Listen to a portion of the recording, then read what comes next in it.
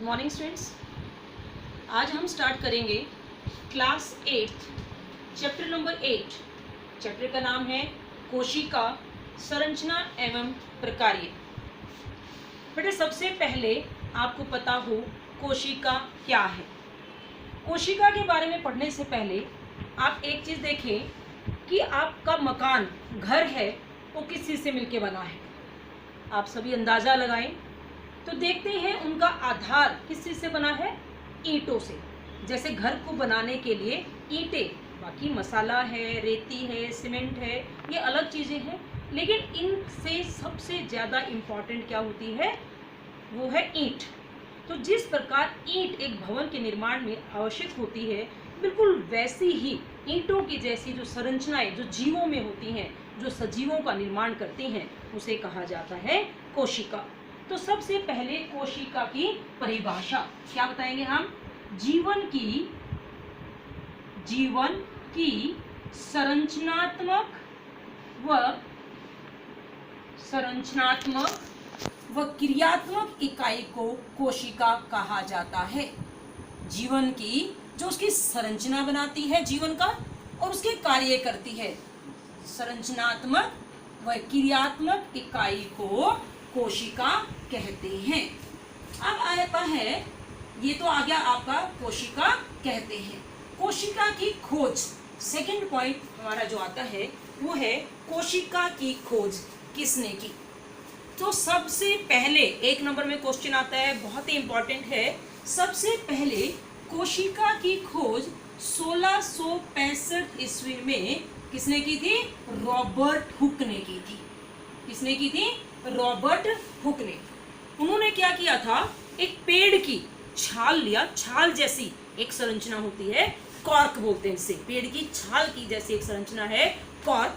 उस कॉर्क की पतली पतली स्लाइस काटी और अपने द्वारा स्वयं निर्मित माइक्रोस्कोप सूक्ष्मदर्शी यंत्र के अंदर उसका अध्ययन किया। तो उसके उन्हें कैसे दिखाई दिए, इस प्रकार के कोष्टक, जैसे कि मधुमक्खी के छत्ते होते हैं, इस प्रकार के कोष्टक उन्हें उसके अंदर दिखाई दिए। लैटिन भाषा में इन कोष्टकों को कोशिका कहा जाता है। तो रॉबर्ट हुक ने उनका नाम क्या दिया, कोशिका। ये जो कोष्टक है मधुमक्खी के छत्ते के समान आकृति वाले, इन्हें क्या नाम दिया गया, कोशिका।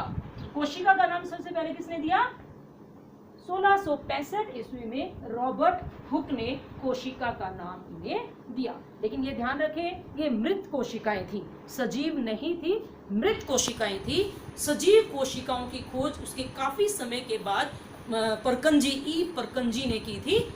यहाँ जो की गई थी सबसे पहले वो की थी मृत कोशिकाओं की खोज रॉबर्ट हुक ने। इसके बाद आता है कोशिकाओं की संख्या। बेटा कोशिकाओं की कोई संख्या निश्चित नहीं होती, वो एक कोशिका से लेकर अरबों खरबों तक इसकी कोशिकाएं होती हैं। तो कोशिकाओं की संख्या के आधार पर हम जीवों को दो भागों में बांटते हैं।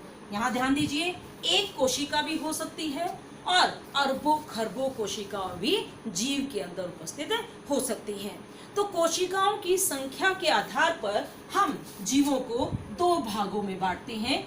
एक को कहा जाता है एक कोशिकीय जीव, यानी कि वो उसके जीवन में वो जो सजीव है उसके वो सिर्फ एक ही कोशिका से मिलकर बना हुआ होता है। एक कोशिकीय जीव जिनमें सिर्फ एक कोशिका होती है। आप उदाहरण ले सकते हैं, अमीबा। अमीबा एक कोशिकीय जीव है। पैरामीशियम भी एक कोशिकीय जीव है, जो कि सिर्फ एक कोशिका से ही मिलकर बना हुआ है। लेकिन ये ध्यान रखें, वो एक कोशिका ही आपके जीवन के सारे कार्य, जितने भी एक जीवन के लिए, एक सजीव के लिए जो काम करने होते हैं, वो एक कोशिका ही उन सभी कार्यों को करती है। तो होते हैं एक कोशिकीय जीव। इसके बाद 2 से लेकर लाखों अरबों खरबों तक जितनी भी कोशिकाएं हो, उन सबको कहा जाता है बहुकोशिकीय जीव।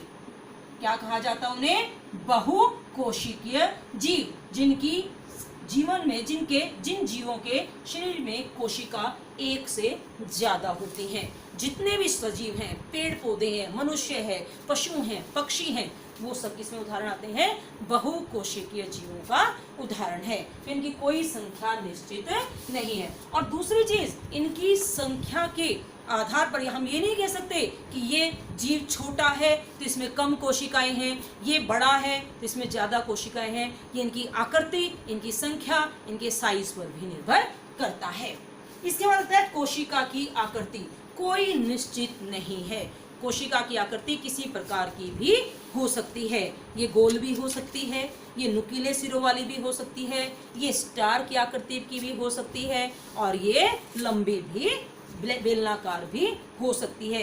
किसी भी प्रकार की हो सकती है।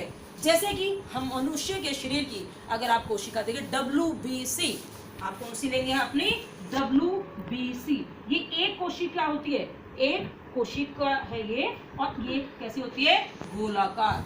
जो हमारी लाल रुधिर कोशिकाएं हैं वो भी कैसी होती हैं, गोलाकार होती हैं। तो इस प्रकार इनकी कोशिकाओं की आकृति कोई निश्चित नहीं होती। और कुछ जीव तो ऐसे होते हैं जो अपनी कोशिकाओं की आकृति को बदलते रहते हैं। जैसे आपने 7th क्लास में पढ़ा था अमीबा, अगर आपने देखा हो, ये एक अमीबा है, ये एक कोशिका है। ये क्या है, भोजन को देखकर ये जो इनकी संरचनाएं हैं उंगली के समान, इन्हें कहा जाता है पादाप। क्या कहते हैं इन्हें, पादाप। और ये अपनी आकृति को, आप ये मान के चलिए, ये मेरा हाथ है, ये क्या है, पैरामीशियम है, ये इसका शरीर है, ये इसकी उंगली जैसी संरचनाएं जिन्हें पादाप कहते हैं। और ये ऐसे ऐसे ऐसे किसी भी तरह से अपनी आकृति को परिवर्तित कर सकता है। तो इसलिए हम कहते हैं कि जीवों के शरीर की जो कोशिका की आकृति है वो निश्चित नहीं होती। नेक्स्ट हमारा टॉपिक आता है कोशिका का साइज। कोशिका का साइज भी बेटा बहुत छोटा, ज्यादातर कोशिकाएं सूक्ष्मदर्शीय होती हैं, यानी हम नग्न आंखों से उन्हें नहीं देख सकते। उन्हें देखने के लिए सूक्ष्मदर्शी यंत्र की सहायता लेनी पड़ती है।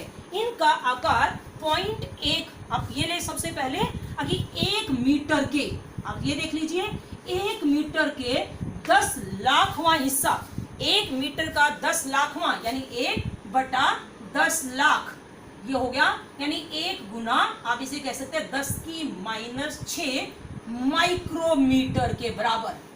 ये कितना है, 1 मीटर का 10 लाखवां हिस्सा, इसे माइक्रोन या माइक्रोमीटर कहते हैं, जिसे हम 1 गुना 10⁻⁶ माइक्रोमीटर भी लिख सकते हैं। इतनी छोटी से लेकर और कुछ सेंटीमीटर तक हो सकती है।